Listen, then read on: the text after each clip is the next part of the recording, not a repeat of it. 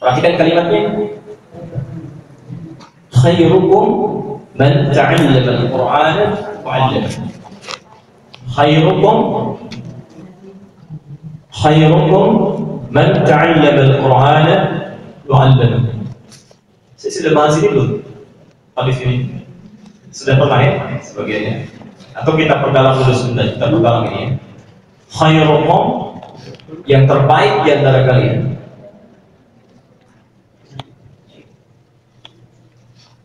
Khairukum, yang terbaik di antara kalian. Man ta'allama al-Qur'ana, ialah orang yang belajar Al-Quran. Yang terbaik di antara kalian ialah orang yang belajar Al-Quran. Wa'allama, kemudian mengajarkannya. Yang belajar Al-Quran kemudian mengajarkannya.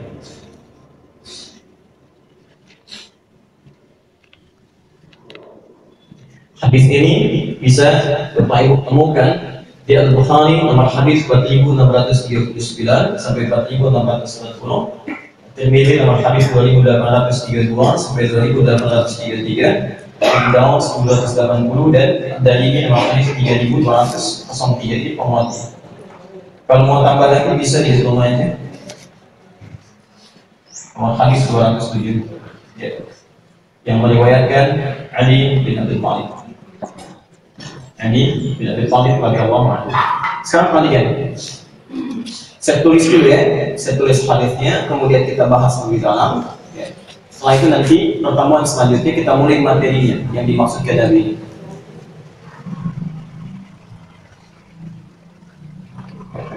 Khairukum man ta'allama al-Qur'an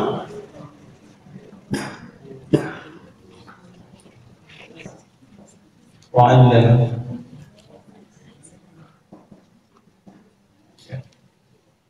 Perhatikan sini pelan-pelan. Kita agak lebih sabar untuk melihat ini. Kata saya, kalau Bapak itu temukan di Quran atau di hadis, itu biasanya kata baik yang menunjuk pada dua hal. Pertama, bisa yang dimaksudkan harta benda.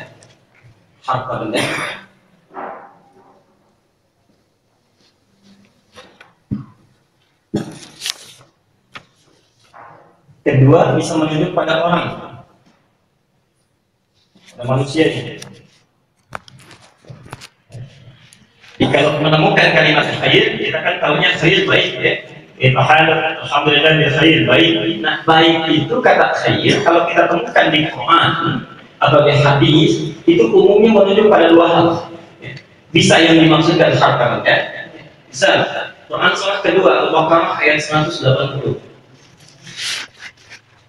Al-Baqarah ayat 180. Coba lihat kalimatnya. Kutiba alaikum idza hadara ahadakumul maut in taraka khairan al-wasiyah. Ditekankan bagi kalian, bagi orang-orang yang merasa barangkali akan segera meninggalkan dunia ini. Kalau sudah merasa maut akan datang, merasa akan meninggal, lalu punya harta, ada harta yang ditinggalkan, seyogianya kalau ingin dia bisa membuat wasiat dengan harta itu. Sebelah kanan posisinya agak paling bawah. Baik. Perhatikan. Kutiba alaikum idza hadara ahadakumul maut in taraka khairan al-wasiyah. Diwajibkan dituntut bagi setiap orang yang merasa akan tiba meninggal, tiba masanya dia wafat, merasa sudah semakin dekat dia, sudah semakin tanda-tanda nampak, insyaallah. Lalu dia memiliki harta di situ. Perhatikan, harta di ayat ini itu dinamakan dengan khair. Padahal di ayat lain itu disebut dengan mal. Wa tuhibbunal mala hubban jamma. Jadi di ayat lain disebut dengan mal. Yang ini kok pakai khair? Pelan-pelan ya. Saat Quran menunjukkan harta orang-orang yang beriman, itu kalimatnya tidak disebutkan dengan ma'lum, tapi disebutkan dengan khair. Saat harta ditunjukkan pada orang beriman. Ini kan ayat diapit oleh kalimat iman. Ya ayyuhalladzina amanu kutiba alaikumul qisas. Terus sampai muncul ayat itu, 183-nya amanu lagi. Ya ayyuhalladzina amanu kutiba alaikumus shiyam. Ya. Nah, ketika Allah menyebutkan harta disandingkan dengan orang beriman, itu hartanya disebut dengan khair, artinya baik. Seakan-akan memberikan isyarat bahwa, mohon maaf, orang beriman itu tidak mungkin memiliki harta yang tidak baik dan tidak akan mewariskan kepada penerusnya dengan cara yang tidak baik. Karena itu cara mencarinya juga beda. Cara mencarinya, coba lihat di Al-Baqarah ayat 168 nih, putar ke belakang sedikit. 168, posisi sebelah kanan di bawah. 168, 169 pojok, naik ke kiri, 170. Sekarang lihat Al-Baqarah 168. Saat harta itu dicari bagi manusia umumnya, hukumnya mengatakan hukum umum. Lihat kalimatnya, ya ayyuhan nas, hai manusia. Kalau manusia itu orang Islam saja atau umum? Umum, ya. Ya ayyuhan nas, hai manusia umum. Karena itu hukumnya berlaku umum, tidak mencakup orang Islam saja. Non muslim pun kena hukum ini. Disebut dengan sunnatullah fil kaun, hukum Allah di dunia. Dipersingkat jadi sunnatullah. Sunnatullah. Sekarang lihat. Kulu mimma fil ardi halalan thayyiban. Masalah. Silahkan Anda mencari pekerjaan, cari harta benda, cari makan. Cari makan itu kalimat kiasan saja. Ya. Sama kayak kita misalnya, Pak mau kemana? Cari sesuatu nasi dulu. Sesuatu nasi, padahal yang dicari tidak sesuatu ya. Tidak suap, jadi pakaian macam-macam. Nah, itu kalau dalam ilmu bahasa Indonesia disebut sinektok pas foto, ya, menyebutkan sebagian dimaksudkan keseluruhan. Ya. Dalam bahasa Arab saja, di ilmu balaghah, ya. Dzikrul ba'di yuradu bihil kullu, disebutkan sebagian dimaksudkan keseluruhan. Ya. Kulu, silahkan Anda beraktivitas, bekerja, kumpulkan kebutuhan hidup, cari makan. Perhatikan, mimma fil ardi, apa yang ada di bumi itu halal thayyiban. Ini aturannya. Cari dengan halal, legal, tidak boleh menyimpang. Jadi hukum ini berlaku umum. Kalau ada orang Islam misalnya mencari harta dengan cara yang tidak halal, itu akan diluruskan. Ya. Maaf, non-muslim mencuri ditangkap oleh polisi. Orang Islam pun mencuri akan ditangkap tidak. Berlaku hal yang sama, karena hukum umum di sini. Thayyiban, kalau sudah didapatkan, gunakan itu untuk mencari yang terbaik kualitasnya. Dapat uang halal 5.000, kan? Dia ingin beli teh, carilah teh terbaik dengan uang 5.000 itu. Itu thayyiban namanya. Ya. Dan hukum berlaku umum.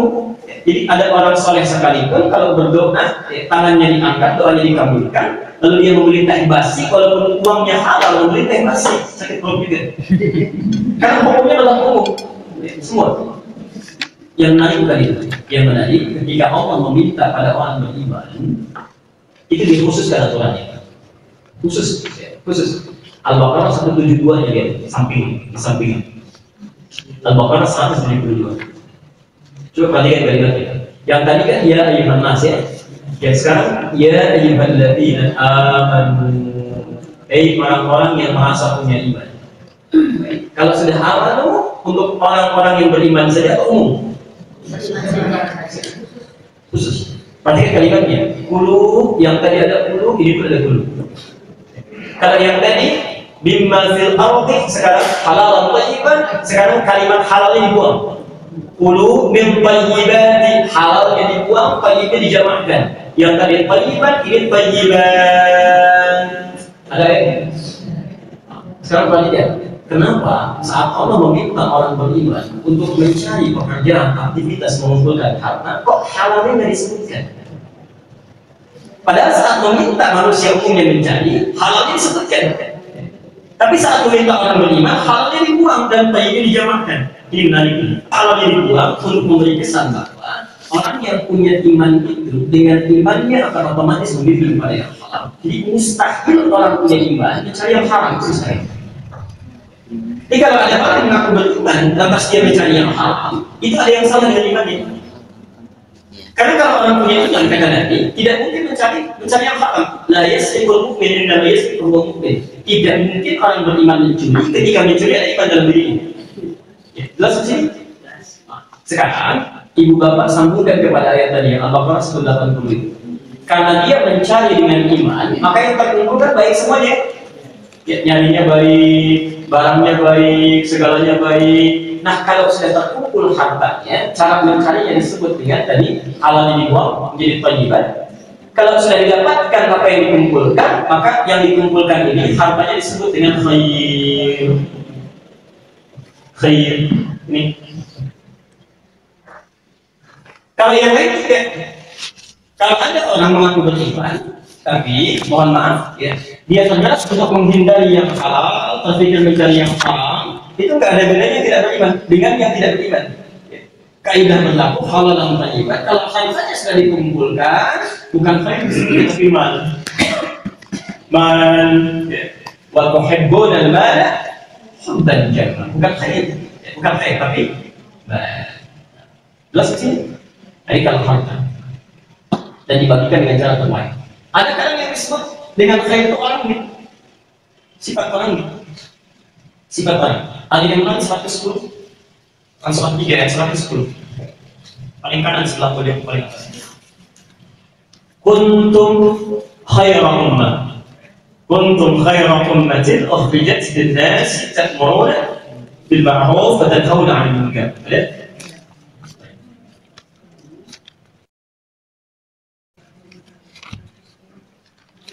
Quran surah Ali Imran ayat 110. Kuntum khairan ummah. Ayatnya. Kalian umat yang terbaik. Kata Quran. Kalian umat yang terbaik. Khairan ummatin. Jadi kata khair disandingkan dengan umat, dengan orang. Kalau ada kata khair disandingkan dengan orang, hati-hati, itu berarti sifatnya. Sifat-sifat kebaikan yang melekat. Tapi belum menjadi perilaku ya, belum menjadi perilaku, cuma sifat saja, cuma sifat. Misal sabar, ada jujur, rendah hati, tawadhu, ya macam-macam. Itu khair namanya, potensinya. Di orang kalau di dalamnya sudah hilang yang kotor atau sedikit yang kotor, banyak yang baik-baiknya itu potensi baik disebut dengan khair. Potensi kebaikan itu. Misal Hasan bin Ali, Hasan cucunya Rasulullah, anaknya Ali bin Abi Thalib, putranya Fatimah bin Zahra. Itu saking banyak sifat khairnya, saking banyak, saking lembutnya, itu nyaris tidak punya yang kotor di dalam dadanya. Satu kali lewat ke pasar dengan putranya, namanya Muhammad, ya, sama persis nama dengan nama kakeknya. Begitu lewat, ada orang caci maki Hasan di masa fitnah itu. Itu caci makinya luar biasa, sampai habis dalam-dalamnya. Hasan diam saja. Begitu selesai mencaci, orangnya pergi, fantolaka, perhatikan. Maka anak tidak bertanya pada ayahanda, ya abadi gimana tahu? Pak, kenapa nggak dibalas? Maksudnya tidak diklarifikasi, tidak dijelaskan. Bapak tidak seperti itu. Kata Hasan, wala adri kaifa. Saya nggak tahu bagaimana cara membalasnya. Tidak tahu bagaimana cara membalasnya. Untuk sekadar mengatakan, misal kamu tidak lebih baik dibandingkan dengan yang kamu celah. Itu pun nggak bisa. Karena khawatir merendahkan orang ini, saking banyaknya sifat kebaikannya. Jadi yang kotor itu nggak ada. Jadi begitu mau cari kosakata yang kotor itu nggak punya. Karena itu kalau ada orang misalnya mencela orang lain, itu menandakan ada yang kotor dalam hati. Bukan khair itu. Tapi kalau Anda dicela kemudian balas mencela lagi, itu menunjukkan itu pun kotor hatinya. Kalau ada orang yang mencela, itu ujian. Apakah kita kotor juga atau tidak? Kalau akan bersama, kalau kita punya pilihan bersama, kenapa mesti berhasil dengan yang buruk? Kalau kita bisa mengerjakan yang baik, kenapa memilih yang jelek? Nah, itu poin itu. Sekarang perhatikan, kalau khair ini sudah banyak, begitu dikeluarkan kan baik semua ya. Bisa ada bahan yang bagus di dalam diri kita. Masuk ke mata, mata akan lihat yang baik. Masuk ke telinga akan dengar yang baik. Ya. Masuk ke tangan akan melakukan yang baik. Dan biasanya kalau baik ketemu baik, jelek ketemu jelek, tidak akan tertukar.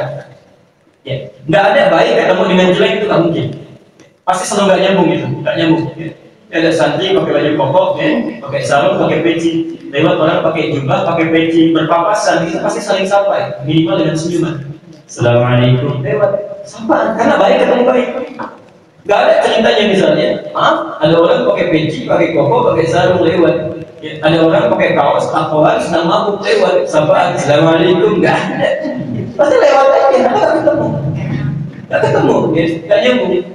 Nah, sekarang perhatikan, kalau sifat baik ini sudah menyebar ke organ tubuh, berbentuk perilaku, maka kalimatnya akan berubah dari khair jadi ma'ruf, dari khair jadi ma'ruf.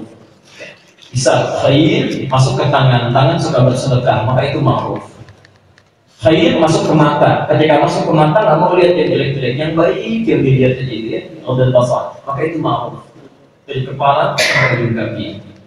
Disebutkan di ayat 104 itu, wal takum minkum ummatun yad'una ilal khair wa ya'muruna bil ma'ruf. Ketika ngajak menggunakan khair, ketika menyuruh orang menggunakan ma'ruf. Jelas di sini? Baik. Saya tahan dulu ya supaya tidak banyak melebar. Sekarang kita lihat sini. Sekarang kata khair di sini disandingkan dengan orang atau dengan benda? Sekarang kembalikan sini. Kan Nabi mengatakan khair. Khair ini disandingkan dengan harta, dengan benda, atau dengan orang lain? Dengan orang. Dengan orang. Ya. Bagaimana tahunya? Lihat kalimat setelahnya. Kalimat setelahnya. Ya. Karena disebutkan kalimat setelahnya menggunakan kata ganti menunjuk kepada orang, ya. Maka kita bisa tafsirkan di sini khair di sini yang dimaksudkan Nabi itu adalah menunjuk kepada orang satu karena setelahnya ada kum dan ada man. Man ini huruf khusus yang menunjuk kepada orang tanpa batasan. Lawannya man. Lawannya man. Jadi kalau ada man dengan man itu berbeda. Kalau man ini huruf yang menunjuk kepada orang, isim mausul tanpa batas. Mau laki-laki, perempuan, tua, muda, kecil, dewasa itu man. Tanpa batas. Tapi kalau menunjuk kepada benda, misal tanpa batas, papan tulis, ya, ada spidol, ada penghapus, ada meja, semua benda tanpa batas itu man. Lillahi ma fis samawati wa ma, milik Allah segala yang di langit dan di bumi. Kemah. Ketika ada orang yang mau menyaingi pakai man. Man dalladhi yasha'u indahu illa ini man, bukan man. Jelas di sini. Tolong pastikan betul, pelan-pelan kita pahami supaya nanti kalau mulai baca Quran kita bisa mulai baca dengan ilmunya. Ya. Jadi nggak tebak-tebakan nanti. Ya, bisa kita baca Luqman misalnya ayat 34. Innallaha 'indahu ilmus sa'ah wa yunazzilul ghaith wa ya'lamu ma fil arham. Di situ ma bukan man. Ada orang pernah tanya, Ustaz, di Quran kan segala yang tahu tentang di kandungan rahim ibunda itu kan cuma Allah katanya. Tapi kalau sekarang manusia bisa memastikan dengan melihat pakai alat ini laki-laki, ini perempuan yang keluar. Berarti gugur dengan kekuasaan Allah. Jadi Anda baca dulu dengan ayatnya, dengan terjemahan. Di situ ma bukan menggunakan man. Kalau ayatnya pakai man, wa ya'lamu man fil arham, berarti orangnya. Gak akan ketahuan laki-laki atau perempuan. Tapi kalau menggunakan ma, berarti bukan orangnya, artinya keadaan dirinya. Ya, kapan dia meninggalnya, kapan usianya, berapa harta bendanya, keadaan fisikalnya, macam-macamnya, itu Allah yang bentuk. Manusia tidak punya hak di situ. Ya, walaupun dia bisa melihat tanda-tandanya baik laki-laki atau perempuan. Jelas di sini? Nah, sekarang kita kembalikan. Perhatikan teman-teman, kata Nabi, kalau ada orang yang ingin ikut ta'lim, ikut pengajaran, ikut belajar, maka kalau ingin memiliki sifat-sifat kebaikan terkumpul dalam dirinya, jadi ada taklim yang hanya menghadirkan informasi saja, ada taklim yang bisa merubah kita memiliki sifat baik. Di saat yang bersamaan, ya ada orang belajar, misal belajar ilmu saja, tapi perilakunya tak berubah. Karena itu Bapak Ibu, mohon maaf, jangan heran kalau ada orang belajar misal, tapi dia masih menggolimi dirinya. Bahkan nanti penghafal Quran, ada yang salah belajar, ada yang salah belajar. Karena nanti penghafal Quran, di Quran sendiri dibagi pada 3 golongan. Di surat Fatir ayat 32 itu. Wa minhum zalimun li nafsihi. Ada penghafal Quran tapi zalim pada dirinya. Karena salah niat tuh, salah niat. Begitu datang bukan untuk menghafal, ada yang ingin cari penghasilan, ada yang ingin cari popularitas. Ayat 32, posisinya sebelah kanan tuh kan, paling atas. Dan kalau mau ibu baca lebih lengkap dari ayat 29.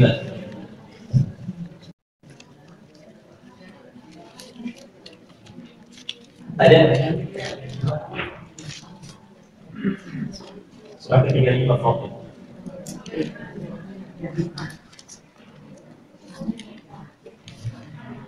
Kalau nyambung ibu catat aja dulu. Sudah, wa minhum zalimun li nafsi, ada penghafal Quran yang membohongi. Jangan heran kalau ada orang menghafal Quran lalu jadi penipu, ada. Pembohong misalnya ada. Kalau hati-hati. Saya dulu pernah tinggal di satu tempat, tidak perlu saya sebutkan. Itu preman saja hafal Quran. Ya, saya beri kesempatan kepada ibu, silakan.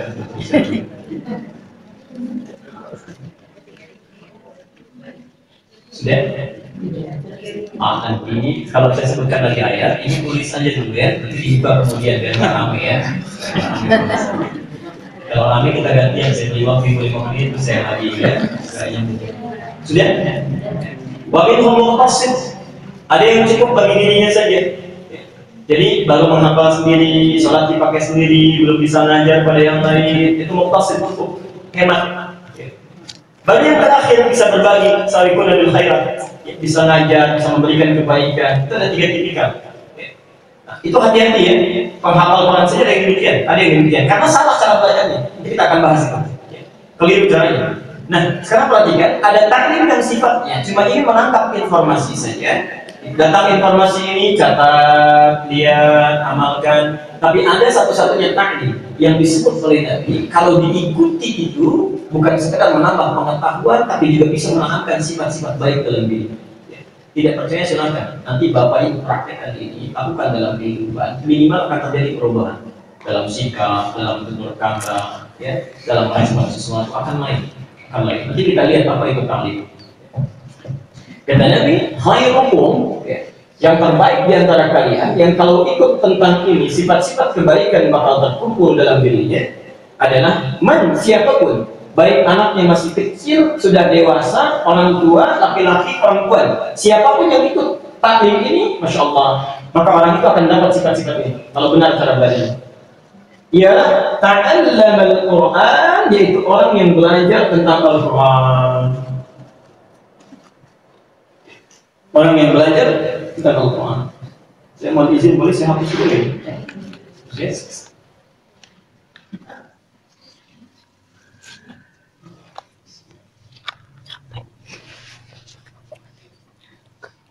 Di bagian pertama dari hadis ini, perbedaan belajar tentang Quran dengan mempelajari ilmu-ilmu lain. Quran itu bukan sekadar menghadirkan pengetahuan, tapi juga akan melahirkan sifat-sifat kebaikan pada diri yang belajarnya. Satu.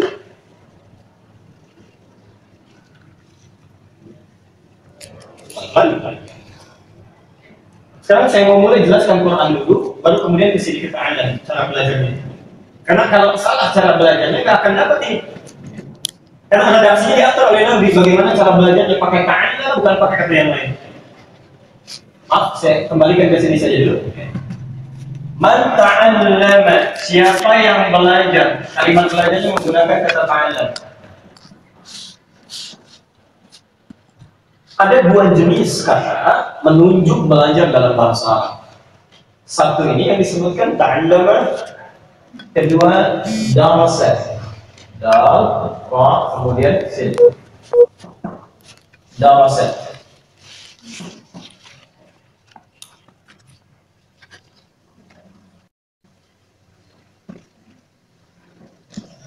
Ya, saya bacakan ya. Kira-kira lebih panjang mana bacaannya? 1 ta'allama atau 2 darasa? Ta'allama. Panjang ini ya. Darasa. Pendek ya? Baik, pendek. Yang kedua, coba lihat. Mana yang ada penekanan double yang bertasydid? Ta'allama atau darasa? 1 ya? Perhatikan. Ada kaidah nanti di ilmu bahasa. Ziyadatul mabna tadullu ala ziyadatul makna. Penambahan satu huruf dalam kalimat itu akan menunjukkan sebuah perubahan arti, berdampak pada perbedaan makna. Jadi kalau Bapak Ibu melihat misalnya terjemahannya sama, tapi tulisannya beda, kok bisa sama? Misal wahyu pertama turun apa? Ikra, ya? Ikra. Artinya apa? Tapi saat kita diminta mau sholat, ya, Al-Ankabut ayat 45, kalimatnya utslu ma uhiya ilaika minal kitab wa aqimis shalah. Di situ diartikan bacalah juga. Kok bisa dua kata berbeda, tulisannya beda, kalimatnya beda, kok artinya bisa sama? Ada perbedaan di situ. Ya. Yuk kita lihat sini. Nanti ada kitabnya. Namanya Al-Furuq Al-Lughawiyah. Untuk melihat yang seperti itu, ya, perbedaan kata yang diartikan sama. Lihat sini. Dari segi bacaan saja, darasa lebih pendek dibandingkan dengan ta'addama. Maka orang Arab menggunakan pembelajaran yang menggunakan kata darasa dalam ungkapannya itu menunjuk pada pembelajaran yang ringan, masanya pendek, materinya tidak sulit. Darasa pelajaran yang ringan, cepat. Kalau ringan biasanya cepat atau lambat? Cepat. Kok makan kerupuk yang ringan bisa lambat? Kerupuk nasinya dulu, sambalnya lagi. Insyaallah. Karena itu, pelajaran yang kalimatnya menggunakan kata darasa itu biasanya ringan, materinya ringan, cepat disampaikannya, waktunya nggak panjang-panjang, itu darasa. Karena itu pelajaran-pelajaran dasar dalam bahasa Arab itu ungkapannya menggunakan darasa. Orangnya disebut mudaris yang mengajar, tempat belajarnya disebut madrasah.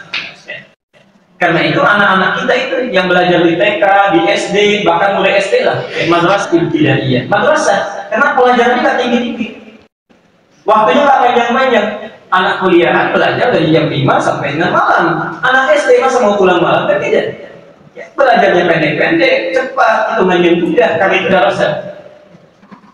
Jelas sini? Apalagi anak-anak TK, anak PAUD dan sebagainya lebih pendek lagi. Bahkan tidak disebut dengan darasa itu. Tidak disebut dengan darasa. Tempatnya itu bukan platform, tempat taman untuk bermain.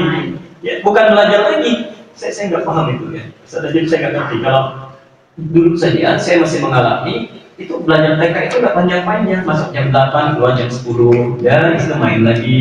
Nanti orang tua mengajar ngaji. Sekarang anak TK masuk jam 8, pulang jam 3, masih sempat manasik juga.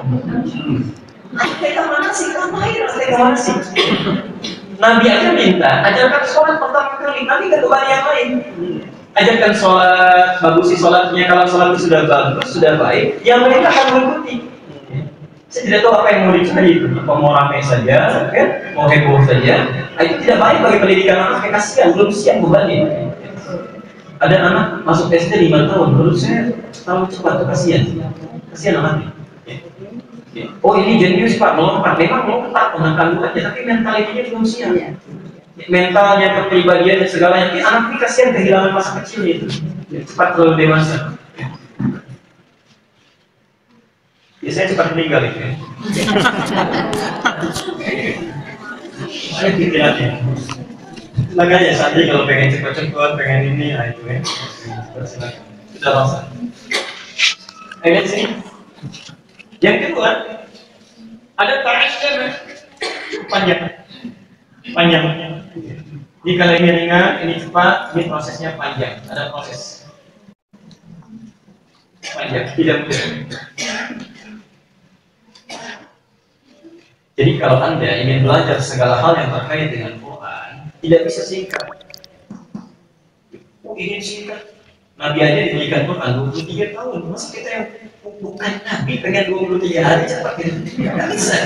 Ya, harus ada prosesnya. Ada prosesnya, ada prosesnya. Ada kesabaran, ya, ada guru yang kemudian mendampingi, ada yang membenarkan kalimat macam-macamnya, nggak bisa. Terlalu ketat nih gurunya. Bukan terlalu ketat, ada yang kurang sabar. Itu caranya, ya. Tidak mudah. Nanti pernah ada namanya Musa, ya, orang Mesir di Asir, matanya buta, usia sekitar 6 tahun ya dulu ya. Ingin menghafal Quran, itu dibonceng oleh ayahnya pakai motor menempuh jarak 20 km.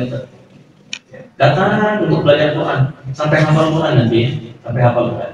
Itu begitu pertama kali datang pada gurunya, pada syekhnya, cuma diminta bacakan satu ayat. Dan saya mulai alif lam mim.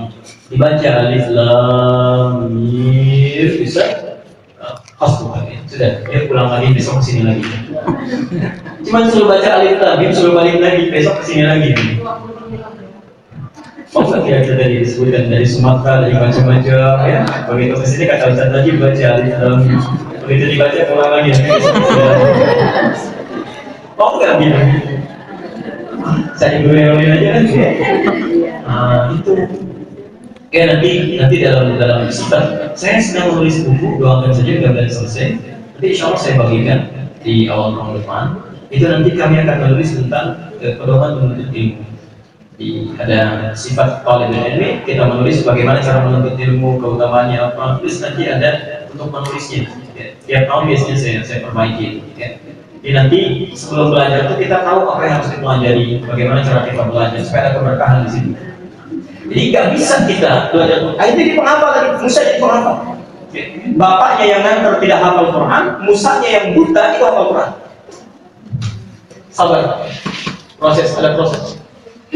Yang kedua dia, kan ini ada tasdidnya, yang ini kan, tasdid itu kalau bahasa Indonesianya, yang ganda, yang double, yang berlipat.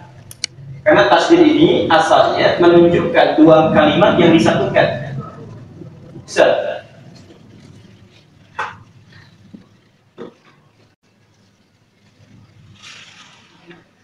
Kalau saya tulis misalnya hamzah, wawu mati di sini, wawu yang kedua berharakat, kemudian lam. Awal. Wawunya ada dua.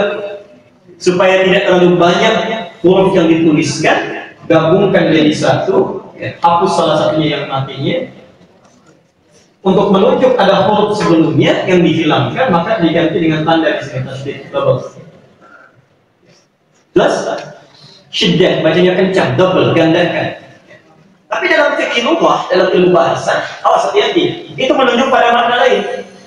Ketika Nabi menggunakan bahasa ta'allama, ini yang menggunakan tasydid. Kalau di ilmu aswad, di huruf, ya, ilmu ma'ani, itu menunjuk pada yang tadi ada dua huruf sebelumnya.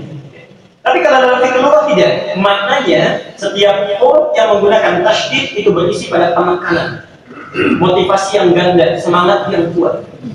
Artinya, kalau Anda dihadapkan pada proses yang panjang, jangan lemah, tapi tingkatkan motivasi. Kuatkan diri kita, karena tidak mudah itu. Tidak mudah. Jalan kaki misalnya ke jalan yang cuma 50 meter dibandingkan dengan 5 kilo itu berbeda. Yang 5 kilo tengah-tengah sampai turun lagi semangatnya. Tambah lagi, kuatkan lagi, motivasi lagi.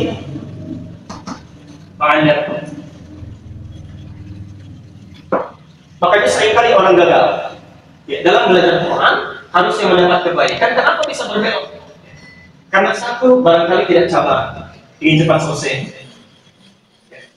Yang kedua, mohon maaf karena prosesnya panjang. Kan kalau orang jalannya panjang, kanan kirinya juga kan banyak macam-macam tuh. Kalau cuma 5 meter, ketujuan nggak banyak mikir, sampai ke depan sudah selesai. Tapi kalau jalannya saja diperpanjang 50 meter, jalan samping kanan Alfamart, kirinya belum ada, minum dulu, berangkat, nyimpang lagi. Begitu nyimpang di situ ada yang tidak belajar Quran, tapi belajar ilmu lain. Sampai kamu kemana aja? Ya beginilah usahanya sampai sekarang. Oh bagus mobilnya, pikiran segala belok aja. Orang sudah cukup 3 juz juga, ya. Cukup sisanya untuk dunia bisa macam-macam. Sudah jelas di sini. Tahan. Saya percepat. Kata Nabi, kalau Anda ingin mendapatkan kemuliaan, sifat-sifat baik dan sebagainya, maka ikuti satu materi pelajaran, ta'allam. Cara belajarnya ta'allam. Ta'allam itu pekerjaannya, sifatnya disebut dengan ta'allum. Ta'allum. Sifat-sifat tadi disebut dengan ta'allum. Karena itu pembelajar, itu kalau ditanya mau kemana, ta'allum. Belajar. Yang ngajarnya, itu ta'lim namanya. Yang mengajar ta'lim. Jadi kalau saya ditanya, Ustaz kemana? Mau ta'lim dulu, mau ngajar maksudnya. Gak pakai oh. Ibu mau kemana? Mau ta'lim dulu, dan ibu mau ngajar itu. Kalau ibu ta'lim.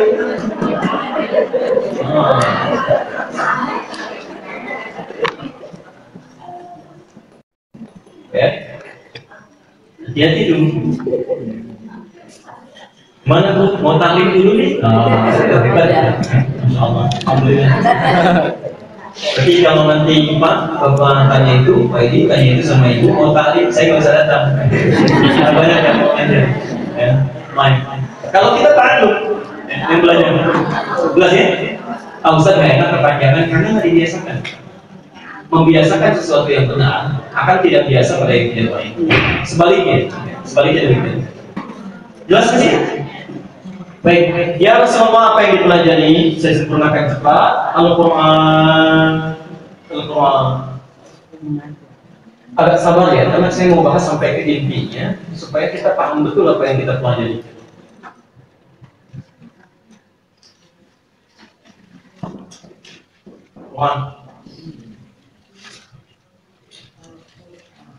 Apa itu Al-Quran? Al-Quran itu kalau kita lihat dalam ilmu bahasa itu harus dibagi dengan dua pendekatan, dua ilmu. Satu ilmu lughah namanya, bahasanya dari sisi ilmu lughah, cara bahasa itu lughah bahasa. Ilmu lughah itu membahas dari akar katanya dulu, ini arahnya kemana katanya, apa maksudnya. Kalau kita bahas secara langsung sih gampang aja, Quran wahyu yang diturunkan pada Rasulullah dari Al-Fatihah sampai An-Nas, selesai masalahnya. Tapi kita tidak mendapatkan ilmu yang luas. Ilmu lughah.